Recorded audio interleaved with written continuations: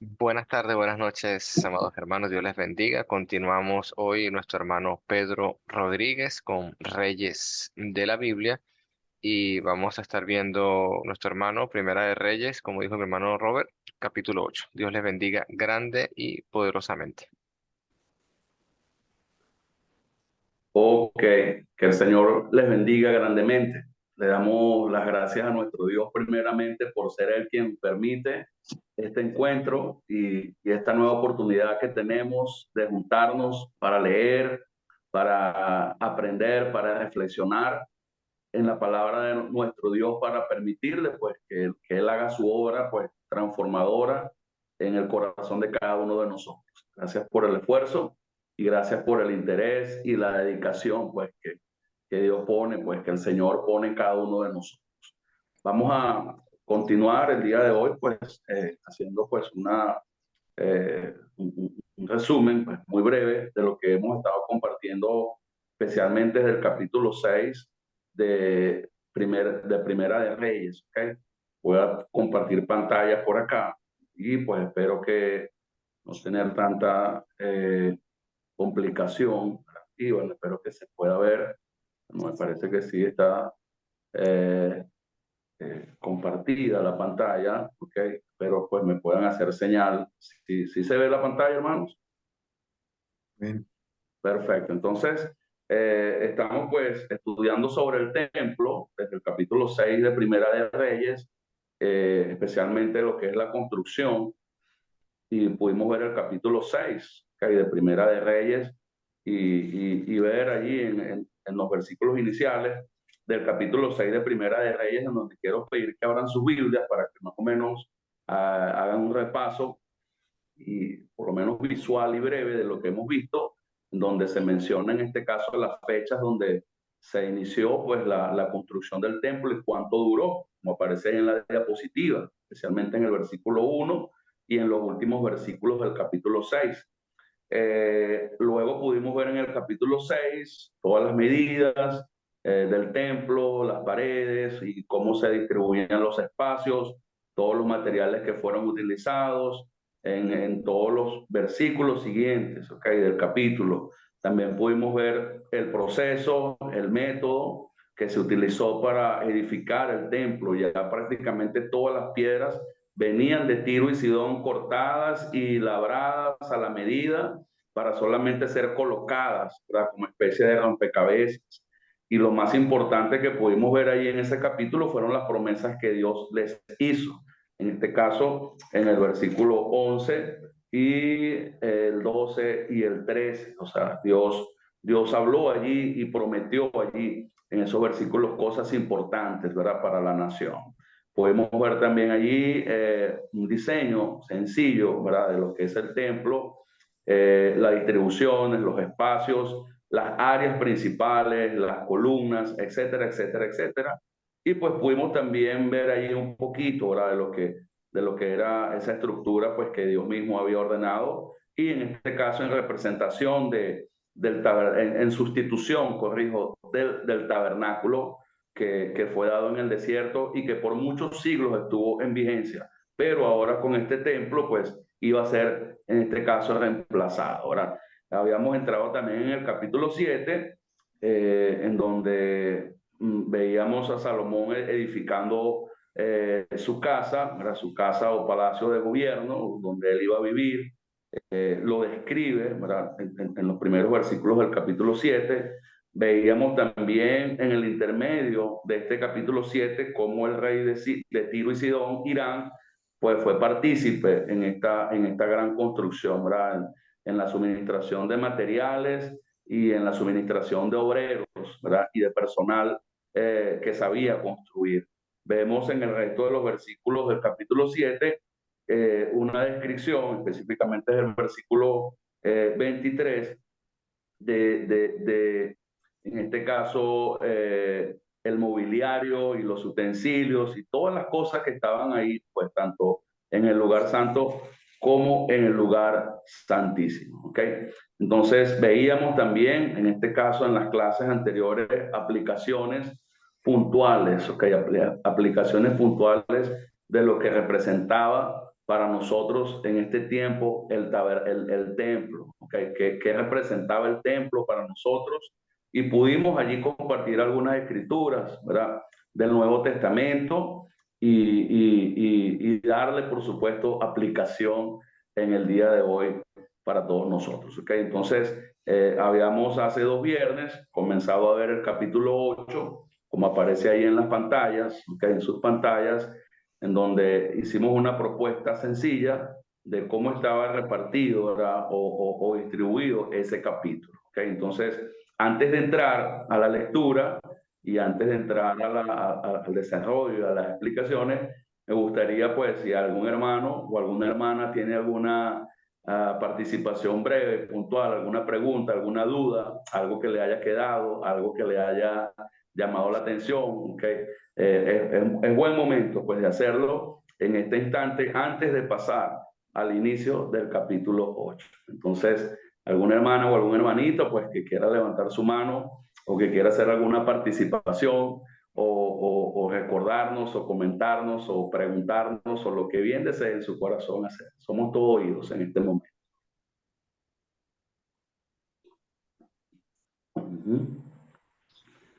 Pues si no lo hay, pues vamos a entrar a este momento tan importante del capítulo 8, ¿verdad? En donde ya en este caso Salomón, en los primeros versículos, especialmente en los primeros 11, decide en este caso trasladar el arca del pacto, ¿verdad? Al templo.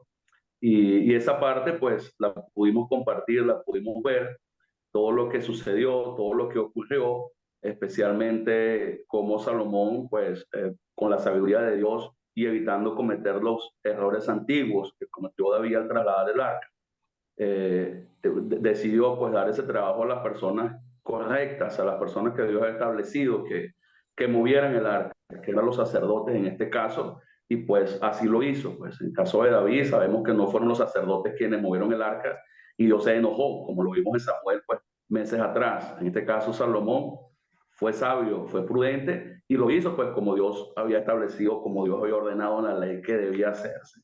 Entonces es interesante como pudimos estudiar también en esos días lo que ocurrió al final, ¿verdad? Lo que ocurrió al final cuando ya el arca estaba formalmente trasladada y colocada, en este caso una nube, como dice el versículo 10, ahí en sus Biblias, llenó la casa de Jehová, ¿okay? Llenó la casa de Jehová, o sea, Dios se hizo presente en ese momento solemne, ¿okay? Y dice el versículo 11 que los sacerdotes no pudieron permanecer para ministrar por causa de la nube, ¿okay? Porque la gloria de Jehová había llenado la casa de Jehová. Dios estaba tan agradado y tan complacido con lo que estaba ocurriendo, ¿verdad? Que pues se hizo presente en ese momento a través de una nube y su gloria llenó ese lugar y probablemente por la densidad de la nube, pues, o no se veía nada por la presencia de la nube, no fue posible para los sacerdotes permanecer allí y tuvieron que salir, ¿ok? Tuvieron que salir de allí. Y en ese momento, en el versículo 12, pues Salomón comienza ya formalmente las palabras de bendición, ¿verdad? Como aparecen allí en nuestra diapositiva, en el versículo 12 hasta el versículo 21, en donde él expresa unas palabras especiales, en este caso, ¿verdad? Reconociendo, pues, y especialmente conmovido por lo que acaba de suceder, que Dios se había hecho presente, y pues recuerda en este caso lo que es la promesa que Dios le hizo a David, de que no iba a faltar quien se sentara en su trono siempre delante de él. Y pues David da unas palabras de bendición, pues allí a Dios y al pueblo. ¿Okay? Ya a partir del versículo 22, en este caso, comienza la oración de Salomón. Comienza la oración de Salomón. Y allí, en esa oración, él, desde el versículo 22 hasta el versículo 30, eh, expresa varias cosas. Expresa varias cosas que a continuación vamos a pedirle a alguien que nos lea. Desde el versículo 22 hasta el versículo 30. Entonces, si algún hermano o alguna hermana, que por Te favor leo, nos mi haga amado hermano. de hacernos la lectura. Okay. Análisis. Capítulo 8 de Reyes, versículo 22. Luego se puso Salomón delante del altar de Jehová, en presencia de toda la congregación de Israel, y extendiendo sus manos al cielo, dijo: Jehová, Dios de Israel, no hay Dios como tú, ni arriba en los cielos, ni abajo en la tierra, que guardas el pacto y la misericordia a tu siervo, porque andan delante de ti con todo su corazón, que has cumplido a tu siervo David, mi padre, lo que le prometiste. Lo dijiste con tu boca y con tu mano lo has cumplido, como sucede en este día. Ahora pues, Jehová Dios de Israel, cumple a tu siervo David, mi padre, lo que le prometiste, diciendo: no te faltará varón delante de mí, que se siente en el trono de Israel, con tal que tus hijos guarden mi camino y anden delante de mí como lo has andado delante, como tú has andado delante de mí. Ahora, pues, oh Jehová, Dios de Israel, cúmplase la palabra que dijiste a tu siervo David, mi padre. Pero, ¿es verdad que Dios morará sobre la tierra? He aquí que los cielos de los cielos no te pueden contener, cuanto menos esta casa que yo he edificado. Con todo, tú atenderás a la oración de tu siervo y a su plegaria, oh Jehová Dios mío, oyendo el clamor y la oración que tu siervo hace hoy delante de ti. Que estén tus ojos abiertos de noche y de día sobre esta casa, sobre este lugar del cual has dicho: mi nombre estará ahí, y que oigas la oración que tu siervo haga en este lugar. Oye, pues, la oración de tu siervo y de tu pueblo Israel, cuando oren en este lugar, también tú lo oirás en el lugar de tu morada, en los cielos. Escucha y perdona. Amén. Es muy interesante la manera como Salomón comienza su oración, ¿verdad? Cómo Salomón inicia su oración a Dios. Y muy particularmente me llama poderosamente la atención cómo Salomón presenta o exalta, en este caso, los atributos de Dios, ¿okay? O el carácter fiel de nuestro Dios. ¿Okay? En este caso, cuando le dice en el versículo 23, ¿okay? En la mitad, en la parte final del versículo 23, que nuestro Dios guarda el pacto y la misericordia a sus siervos, los que andan delante de ti con todo su corazón. Y particularmente reflexionando en esta oración, ¿verdad? Hasta el final del capítulo, creo que estas palabras del versículo 23 son cruciales para poder entender todo lo que Salomón expresa, todo lo que Salomón pide y todo lo que Salomón anticipa, ¿okay? En los diversos escenarios que se van a presentar después del versículo 31. Es importante que entendamos el carácter fiel de Dios, la misericordia de Dios, como dice, que guardas el pacto. O sea, nuestro Dios es un Dios que está dispuesto siempre a cumplir, ¿okay? Lo que promete, la parte que a Él le corresponde en el pacto que ha hecho con nosotros, ¿okay?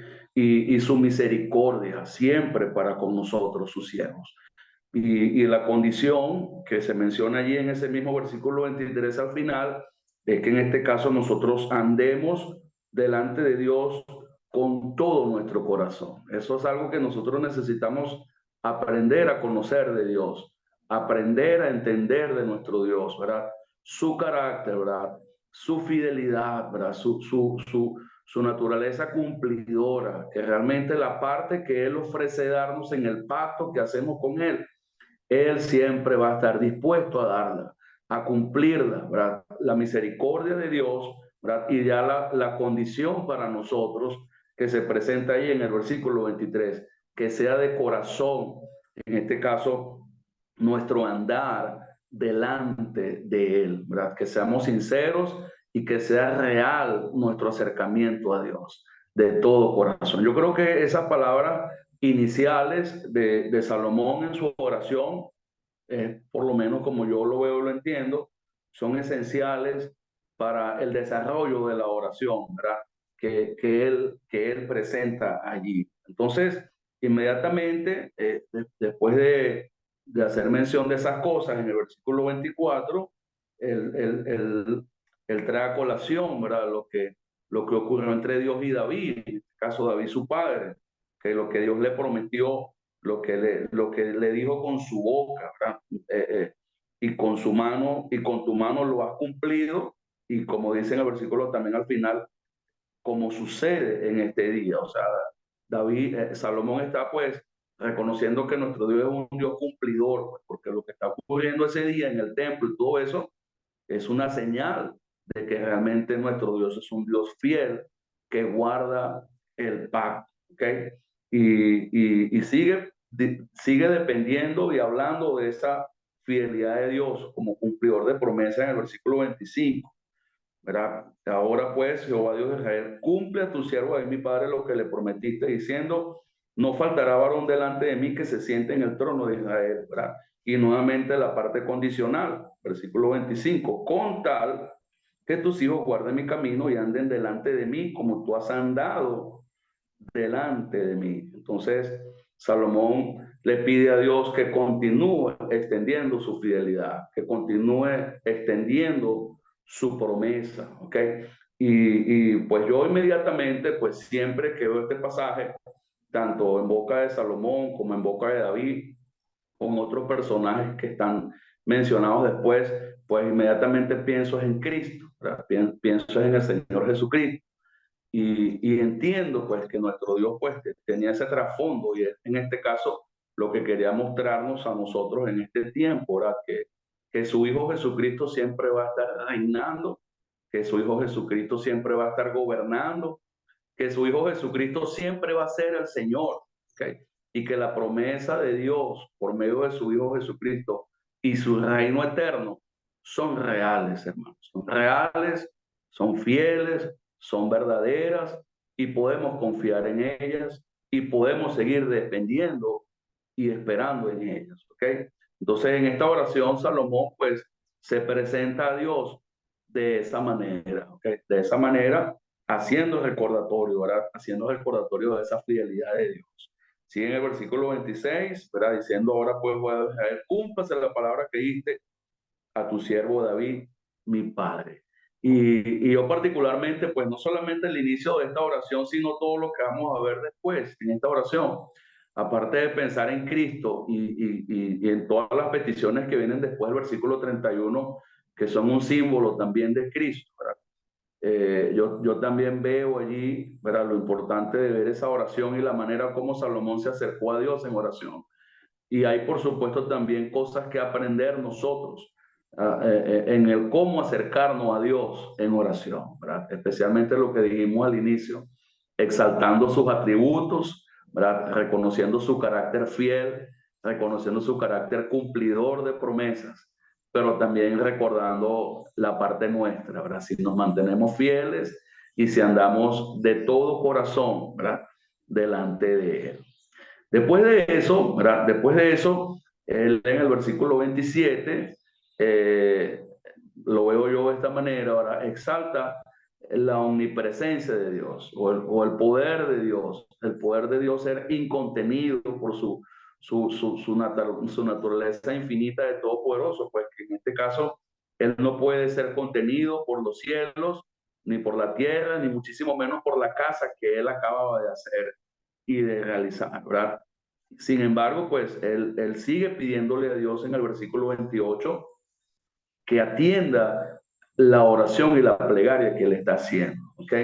Y que escuche el clamor y la oración que tu siervo hace hoy delante de ti. Y es básicamente lo que le pide, pues, en esos versículos 28, 29 al 30, que Dios escuche, que Dios esté atento, y no solamente a las peticiones que le va a presentar desde el versículo 31, ¿verdad? Sino que siempre, pues, y de manera permanente, Dios pueda estar escuchando, Dios pueda estar recibiendo las peticiones. Entonces, básicamente esa es la manera como yo puedo percibir y observar, pues, que Salomón inicia su oración formal ante Dios, de rodillas, ya como lo vamos a ver en versículos más abajo, y con las manos abiertas, en señal de la búsqueda del rostro y la presencia de Dios. Después del versículo 31, ¿verdad? Él comienza, él continúa, mejor dicho, en su oración, presentando 7 escenarios, ¿okay? O anticipándose a 7 escenarios, por decirlo de algún modo, ¿verdad? Que pueden presentarse con su pueblo, ¿verdad? Escenarios, situaciones o circunstancias. Salomón en su oración las trae a colación, ¿verdad?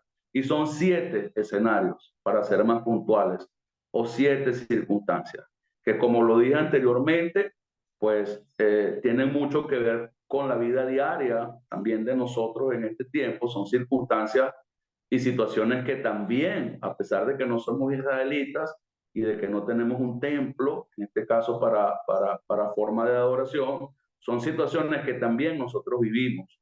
Y por supuesto en donde tenemos que depender, como dijimos en el versículo 23 al inicio de la oración, de misericordia de Dios y de la fidelidad de nuestro Dios. Entonces, si alguien tiene alguna pregunta, algún comentario, alguna duda, alguna inquietud, pues puede hacerlo con toda confianza antes de continuar con la lectura del versículo 31. Me gustaría escucharles su participación, su comentario, sus dudas, sus observaciones. Si la tienen, por supuesto. Solamente, Pedrito, esto me hace pensar, llevarme a la parábola de los talentos y de las minas. O sea, así como Salomón glorifica a Dios y le alaba y lo bendice, el de un solo talento, o sea, al revés. En vez de decir que es bueno, ¿verdad? Le dice: yo sabía que usted es un hombre duro que ciega donde no sembró y recoge donde no es esparcido. ¿Qué vamos a producir si tenemos ese concepto? Y la otra cosa que veo es el concepto de Salomón, porque en el capítulo anterior de Primero de Reyes le dice Salomón, del versículo 13: ciertamente yo te he edificado una casa majestuosa, un lugar para tu morada para siempre, ¿verdad? Sin embargo, se da cuenta exactamente de qué poco es eso, a pesar de que es una cosa grandiosa. El 27 dice: pero morará verdaderamente Dios sobre la tierra. Si los cielos y los cielos y los cielos de los cielos no te pueden contener, cuanto menos esta casa que yo he edificado. O sea, siervos inútiles somos. Se humilla ante Dios, ¿verdad? Para darle más majestuosidad, para darle más grandeza. Exactamente al revés de lo que hace de un solo talento, una sola mina, que no hace nada, porque no glorifica a Dios, no entiende su grandeza, no entiende cómo es Dios. Eso, quizá yo lo que veo también es eso, que quizá cuando uno le pide sabiduría a Dios, la sabiduría contiene dentro de eso el entender más y más la grandeza de Dios y la pequeñez de nosotros en comparación a la grandeza. Eso quería añadir. Amén. Amén. Así es, así es. Es importante, pues, es importante cuando nosotros nos acercamos a Dios en oración, reconocer su grandeza, y reconocer, ¿verdad? Una aplicación muy buena, ¿verdad? La que nos comenta Roberto. Reconocer que Él está sobre todo, que Él es todopoderoso, que prácticamente lo que podemos hacer por Él es nada. Pues, Él dice, pues no te pueden contener ni siquiera los cielos de los cielos. La tierra tampoco te puede contener. ¿Qué va a poder contenerte esta casa, verdad? A pesar de lo majestuosa, a pesar de lo grandiosa, todo lo que vimos en el capítulo 7 que se hizo, todos los materiales, las medidas, todo, pues, o sea, es nada lo que podemos hacer. Se humilla, muy bonito, de verdad, muy importante, humillarse y reconocer la grandeza, el poder de Dios, reconocer la misericordia de Dios, ¿verdad? Que es algo que también Salomón hace en el inicio de esta oración, reconocer que nuestro Dios es un Dios fiel, que guarda el pacto y que quiere que nosotros andemos del corazón sincero y limpio delante de Él, ¿okay? y que me llama mucho la atención. Salomón hace mucho énfasis en la necesidad de que Dios siempre oiga, de que Dios siempre escuche.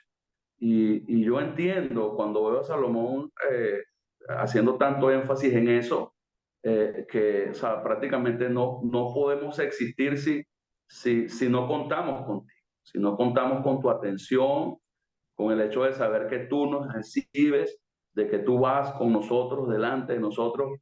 Es lo que yo particularmente entiendo, y es una actitud que también nosotros necesitamos tener cuando oramos a Dios, cuando nos acercamos a Dios, cuando buscamos a Dios, para entender que lo que más necesitamos es su atención, es que esté pendiente de nosotros, es que escuche, es que reciba y convencernos, por supuesto, plenamente de que es así, que realmente Dios sí escucha, que realmente Dios sí inclina su oído, que realmente Dios sí se detiene a prestarnos atención siempre, ¿verdad? En todo tiempo porque es fiel, porque guarda el pacto y guarda la misericordia con todos aquellos que le temen, ¿verdad?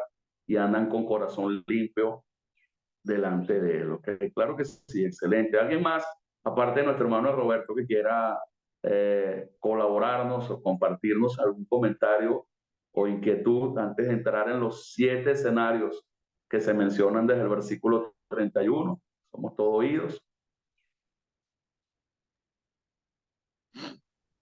Hermano querido, ahí estoy, bueno, pensando un poco, pues, y viendo esa parte allí de lo que es una verdadera actitud, pues, quizá lo que decía nuestro hermano Roberto, pues, que las conductas que podemos tomar nosotros en cuanto a ser vistos, pero Salomón lo está haciendo de buen corazón. Es algo que lo está haciendo con un corazón sincero, porque a veces el ser vistos en cuanto a levantar manos y orar y todo eso, quizá nos vamos más hacia el fariseo, hacia la actitud que él tenía. Pero esto es una actitud positiva, una actitud buena y es un corazón noble, pues el que tiene el varón Salomón. Amén. Amén, así es. Entonces, vamos a ver, ¿verdad? La continuación de la oración de Salomón.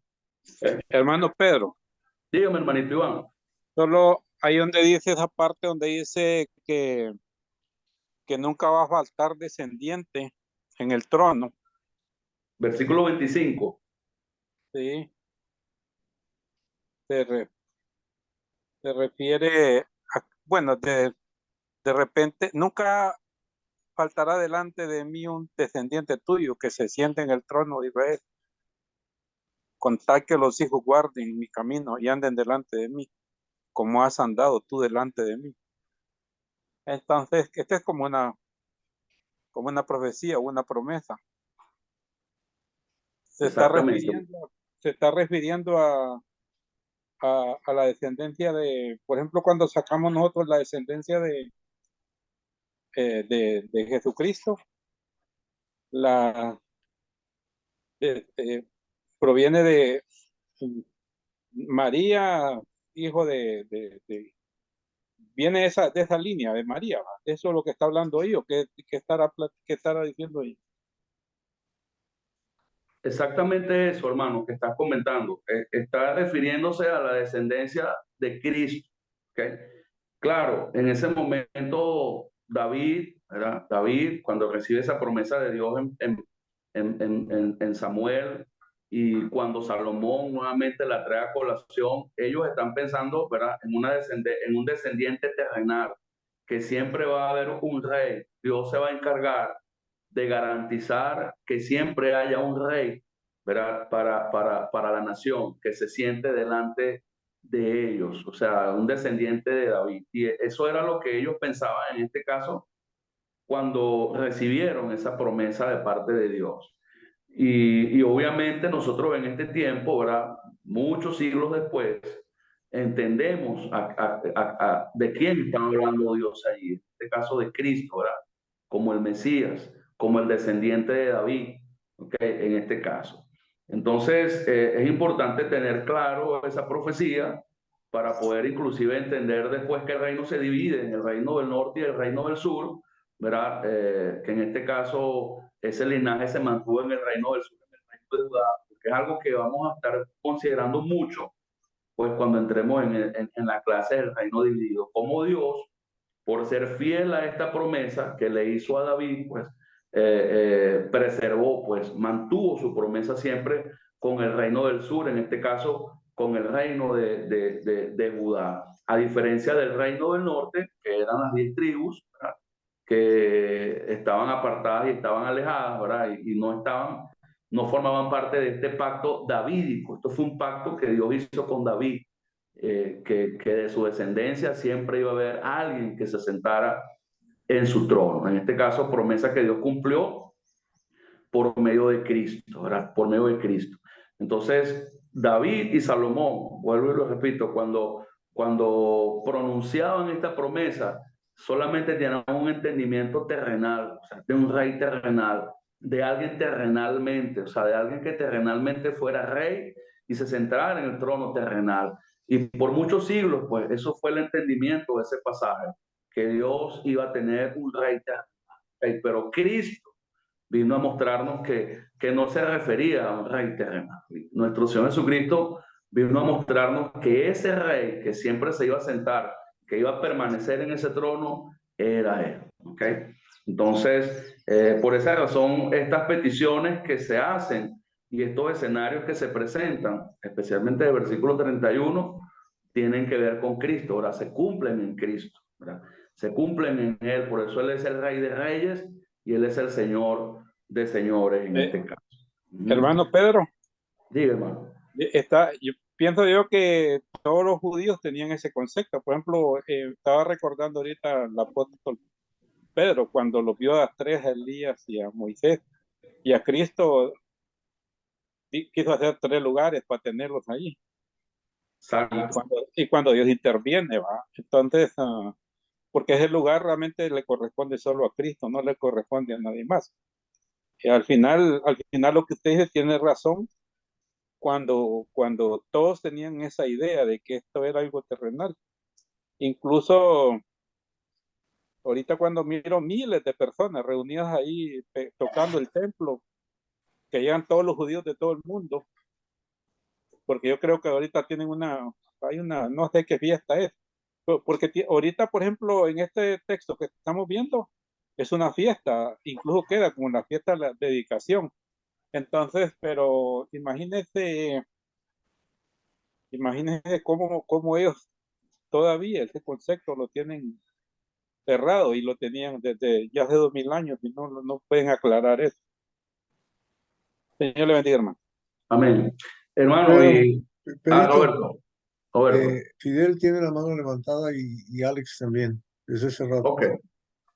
Sí, un pequeñito comentario aquí que me queda en el corazón, y es que aquí Salomón hace el reclamo de las promesas, aunque aquí, como lo acabas de decir, es el reclamo de promesas físicas. También es importante, y me lo enseña, pues que en la oración nosotros hagamos ese reclamo al Señor de esas promesas espirituales, para que el Señor sepa que estamos plenamente convencidas de ella y que estamos esperando en ella, ¿verdad? Y esas maravillosas promesas espirituales. Y creo que también en nuestras oraciones, pues, podemos hacer ese reclamo como lo está haciendo aquí Salomón. Cumple, porque sé que usted cumple, Señor, esas promesas. Me parece maravilloso porque es bueno que el Señor vea que nosotros estamos esperando en esas promesas que sabemos que van a ser cumplidas. Gracias. Amén.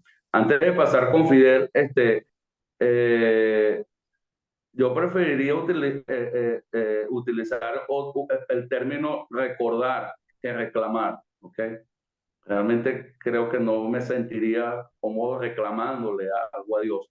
Prefiero utilizar el término recordar o traer a colación o las promesas que nos has hecho. Y no solamente Salomón lo hace acá en este capítulo 8, muchísimos personajes del Antiguo Testamento siempre traían a Dios promesas que él había hecho o recordaban a Dios promesas que él había hecho. Y cuando ellos traen esas promesas, ¿verdad? Lo hacen como para hacerle entender a Dios que ellos creen en esas promesas, que ellos creen en que Dios es fiel, en que Dios cumple, ¿verdad? Prefiero utilizar más el término recordar que reclamar, solamente algo personal solamente. Nuestro hermano Fidel. Hermano querido, buenas tardes a todos, hermanos. Dios los bendiga. Mira, oye, aquí está lo que tú acabas de decir en el versículo 26 y 27, hermano. Ahora pues, oh Jehová, Dios de Israel, cúmplase Exacto. la palabra que dijiste a tu siervo, David mi padre. Y después en el 27, me llama la atención estas preguntas, estas interrogantes. Dice, pero es verdad que Dios morará sobre la tierra. He aquí que los cielos de los cielos, no te pueden contener. ¿Cuánto menos esta casa que yo he edificado? Hoy nosotros vemos, hermanos, la sombra que Dios nos ha edificado ¿en dónde? En nosotros. Cada uno de nosotros. Nosotros no tenemos ni siquiera un ápice de esfuerzo. Lo que hacía, lo que hizo Salomón, lo que quiso hacer David, basándose en el capítulo 7 y parte del 8, 6, 7 y parte del 8, cuando vemos esta majestuosa fortaleza que tuvo Salomón para construir el templo. Nosotros ya somos templo del Espíritu Santo, Dios nos dio esa bendición. Aparte de eso, no tenemos esfuerzo, hermano, no tenemos ningún tipo sino nada más que congregarnos, hablar de la palabra de Dios. Ya nosotros no tenemos que hacer todas estas cosas. Y vemos aquí, curiosamente, como en el 28 dice, con todo, tú atenderás a la oración de tu siervo y su plegaria, oh Jehová Dios mío, oyendo el clamor y la oración de tu siervo hoy delante de ti. Nosotros, eso es lo que tenemos que hacer, orar. Es el ejemplo que nos da aquí Salomón, hermano, que si nosotros tenemos este corazón, este templo edificado a Dios como Dios, como Salomón quiso edificar el templo, como edificó ese templo, donde hubo ese lugar santísimo, donde hubo esos, esos elementos tan bellos como fue el oro, la madera de cipre. Wow, nosotros si tuviésemos ese corazón, ese templo tan pulido, hermano, qué fuerte fuese nuestra vida. O sea, qué majestuosa fuese nuestra vida delante de Dios. Y es lo que hoy nos quiere decir esto, hermano Roberto, la sombra. Seguimos siendo sombra de la Escritura, seguimos siendo sombra de este templo que Salomón construyó y es el templo que hoy nosotros debemos tener para Dios. Un templo limpio, bello y precioso. Un templo con toda la majestuosidad que Dios se merece, como lo hizo Salomón. Dios me lo bendiga. Amén. Amén. Amén. Buen comentario, Fidel. Claro que sí. De hecho, una de las sombras más bonitas de esto, de la promesa de Dios y del templo y todo eso, el descendiente de David iba a construir casa. O sea, en este caso, terrenalmente, el descendiente de David que construyó casa fue Salomón, o sea, el rey descendiente de David. Pero el verdadero rey descendiente de David construyó un templo espiritual, que es su iglesia, que somos nosotros en este caso. Nosotros somos ese verdadero templo del Espíritu de Dios. ¿Okay? Y fue levantado por el Rey de Reyes, Señor de Señores, descendiente también directo de David, descendiente directo de David. Y somos ese templo, claro que sí. Por eso hay que glorificar a Dios con nuestro cuerpo. Y recordando un poquito las palabras que mencionaba nuestro hermano Iván, ¿verdad? En su comentario. Fidel, ¿tienes la mano levantada todavía? ¿Tienes otro comentario? Ok, entonces recordando las palabras que hizo nuestro hermano, que comentó, que mencionó nuestro hermano Iván, que el pueblo de Israel aún estaba en esa espera de ese Mesías, de ese rey descendiente de David. Y sí, es cierto, realmente ellos aún esperan la venida del Mesías. Ahora, corrientes judaicas aún están esperando ese Mesías. Y bueno, aún los judíos continúan, ¿verdad? Siendo obedientes, ¿verdad? De manera literal, aparte de lo que dijo Salomón en esta oración, ¿verdad? En el versículo 29, porque ellos siguen creyendo que Dios está en las ruinas de ese templo que está en Jerusalén. Creo que es una pared o un muro, ¿verdad? Lo que llaman el muro de los lamentos que comentaba nuestro hermano Iván. Ellos siguen creyendo que Dios está allí recibiendo las oraciones de ellos. Por eso aún siguen yendo para ese lugar a darse golpes en la cabeza, así con ese muro. Y en cualquier lugar del mundo donde haya judíos, ellos oran en dirección, ¿verdad?, hacia ese lugar, ¿verdad? Según la brújula, ellos ubican en dónde está el templo y bueno, para allá dirigen su oración, como lo hacía inclusive Daniel, ¿verdad? Como lo hacía Daniel cuando estaba en Babilonia, que él tenía un balcón en dirección hacia el templo para orar en dirección al templo, ¿verdad? Porque ellos creían y siguen creyendo, pues, como dice el versículo 29, que los ojos de Dios están ahí de noche y de día sobre esa casa, dice el versículo 29, sobre este lugar al cual tú has dicho, mi nombre estará allí, y que oigas la oración que tu siervo te hace en este lugar, ¿verdad? Oye pues la oración, y bueno, como dice también el versículo 28 que mencionó Fidel, que Dios va a atender la oración que se haga en dirección a ese lugar. Ellos aún continúan, ¿verdad? Con esa seguridad. Gracias a Dios nosotros ya hemos entendido por medio de Cristo que pues nosotros ya no tenemos que orar en dirección en ningún lugar, ¿verdad?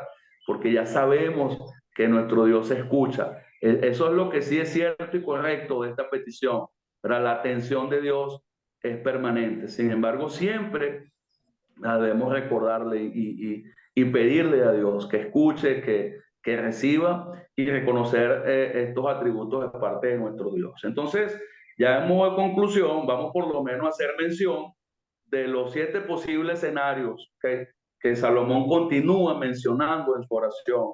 El primer escenario está en el versículo 31, que es donde quiero invitar a que vean el versículo 31 del capítulo 8, donde él continuando su oración y presentando ese primer escenario, si alguno pecare contra su prójimo, ¿ok?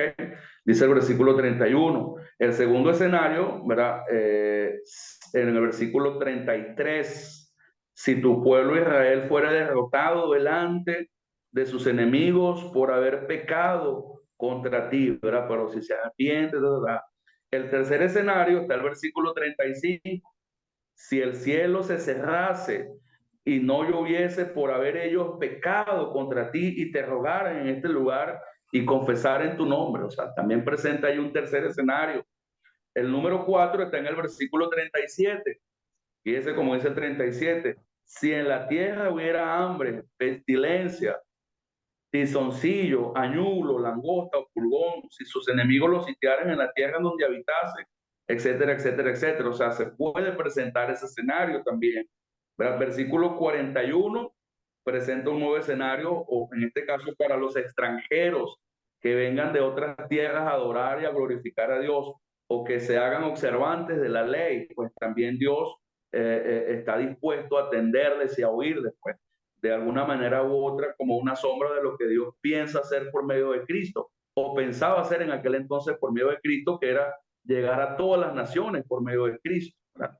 Luego en el versículo 44 presenta un sexto escenario, que si tu pueblo saliera en batalla contra sus enemigos por el camino que tú le mandes y oraren a Jehová con el rostro hacia la ciudad, o sea, hay un sexto escenario cuando van a la guerra, ¿okay? Ellos también si oran hacia ese lugar, si oran a Dios, Dios obra. Y el versículo 46, ¿verdad?, muestra el séptimo escenario, que es el que yo considero como más importante, más amplio, ¿verdad? Y el más extenso de todos, ¿verdad? Va desde el versículo 47 prácticamente hasta el versículo 53, que es cuando él dice, si pecaren contra ti, y muestra en paréntesis, porque no hay hombre que no peque, ¿verdad? Y estuviera airado contra ellos y los entregares delante de enemigos para que los cautive y lleve a la tierra enemiga, sea lejos o sea cerca. O sea, pues esto fue algo que realmente ocurrió. Para este escenario que Salomón presenta, que sucedió, ocurrió, ¿verdad? Por el pecado de ellos, Dios los llevó cautivo a Babilonia para 70 años, y bueno, ellos se arrepintieron y Dios los hizo regresar, tal cual como se describe de manera literal del versículo 46 al 53, a través en este caso del arrepentimiento. Y me llama poderosamente la atención que en los 7 escenarios, en casi todos ellos está mencionándose el pecado de ellos, por causa también del pecado de ellos, en casi todos los 7. Entonces, por eso dije al inicio de la clase, ¿verdad? Que Salomón está reconociendo la misericordia de Dios, como un Dios que es fiel y misericordioso, ¿okay? En este caso, para aquellos que andan fieles de corazón delante de Él y que con todo el corazón le buscan. Entonces, Dios siempre va a ser misericordioso y Dios siempre va a estar dispuesto a perdonar y a intervenir a favor de aquellos que le buscan, que claman a Él, que se arrepienten, que dependen de su grandeza. Y estos 7 escenarios que Salomón anticipa, pues que los estudiaremos en detalle el viernes que viene, son una muestra de eso, ¿verdad? Y son 7 escenarios bien interesantes que, por supuesto, también tienen mucho que ver en la vida diaria, ¿verdad? En nuestro andar diario con el Señor y con nuestro Señor Jesucristo, ¿verdad? Entonces, básicamente esta es la oración, ¿verdad? Termina en el versículo 53, mostrando pues en esa parte esos 7 escenarios que se presentaron.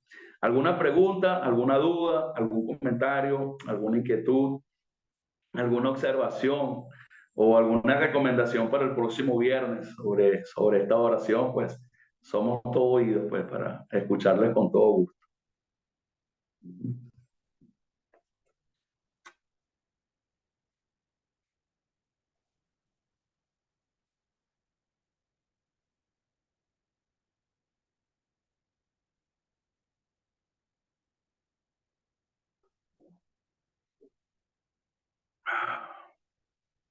Sí, bueno, quedó pendiente la pregunta del arca y del maná, ¿verdad? Está por acá nuestra hermana Lisbeth.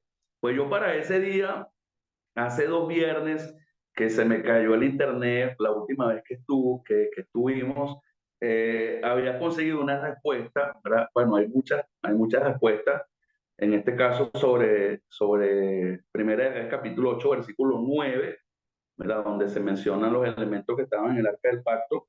Dice, en el arca ninguna cosa había sino las 2 tablas de piedra que allí había puesto Moisés en Horeb, donde Jehová hizo pacto con los hijos de Israel cuando salieron de la tierra de Egipto. Y en la carta a los Hebreos, capítulo 9, versículo 4, aparte de hacer mención de las tablas, se menciona también la vara de Aarón y el maná, ¿verdad? Si no me equivoco, en Hebreos capítulo 9, versículo 4. Y la pregunta era por qué en Reyes no se menciona, ¿verdad? Algo así era la pregunta realmente. Y yo medio recuerdo, lo que pasa es que no, yo pensé que eso lo habían estudiado ese día, cuando se me cayó la señal. Yo creo que eso tiene que ver, de todas maneras eso puede quedar, se comieron el maná, dice por ahí.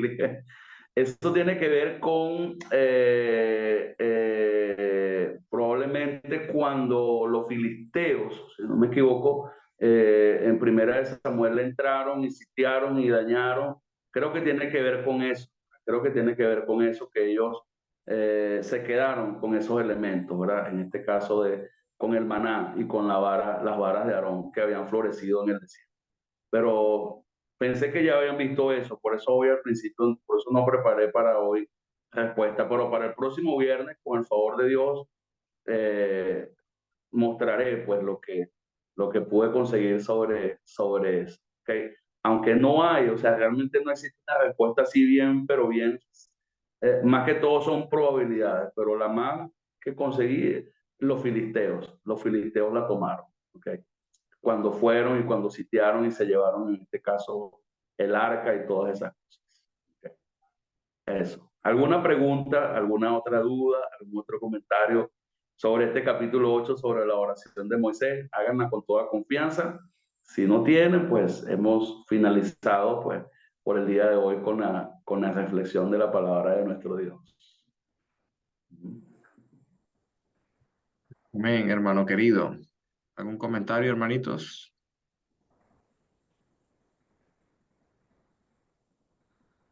¿Algo más que añadir, hermanito Pedro?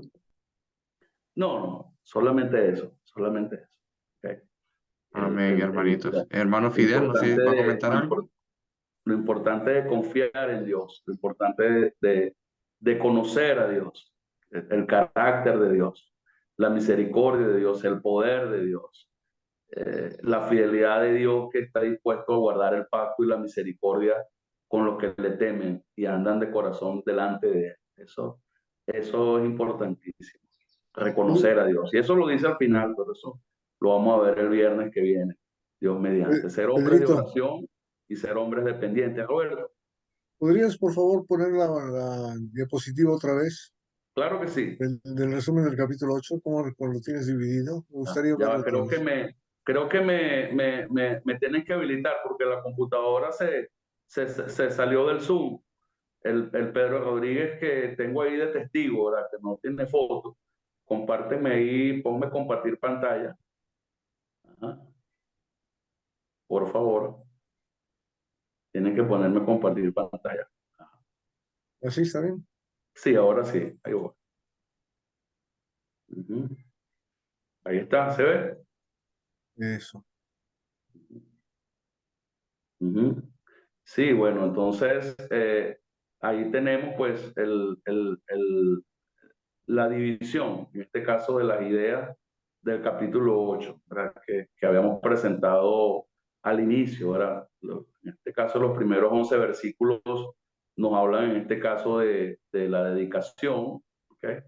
Cuando se traslada el arca del pacto, las palabras de bendición de Salomón del versículo 12 al 21, la oración que estamos estudiando en el versículo, del versículo 31, perdón, del versículo 22, en este caso hasta el 61.